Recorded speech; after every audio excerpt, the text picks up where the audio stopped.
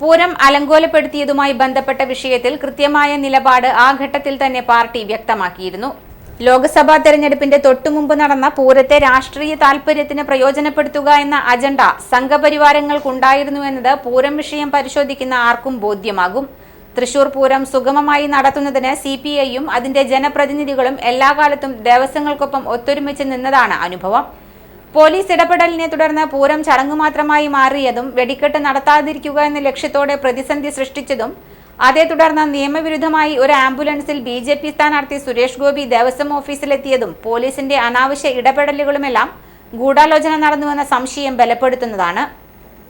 ഇക്കാര്യങ്ങൾ സംബന്ധിച്ച് സമഗ്രമായ അന്വേഷണം നടത്തി വസ്തുതകൾ പുറത്തുകൊണ്ടുവരണമെന്ന് CPI ആവശ്യപ്പെട്ടിരുന്നു.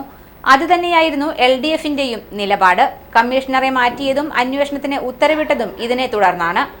പൂരം പ്രതിസന്ധിയെ ഉപയോഗപ്പെടുത്തി സോഷ്യൽ മീഡിയയിലൂടെയും മറ്റു പ്രചാരണോപാധികളിലൂടെയും LDF വിരുദ്ധ സർക്കാർ വിരുദ്ധ പ്രചരണം കൊണ്ടുവരികയും BJP സ്ഥാനാർത്ഥി സുരേഷ് ഗോപിയെ രക്ഷകനായി അവതരിപ്പിക്കാനും ശ്രമം നടന്നതായും അവർ ചൂണ്ടിക്കാട്ടി.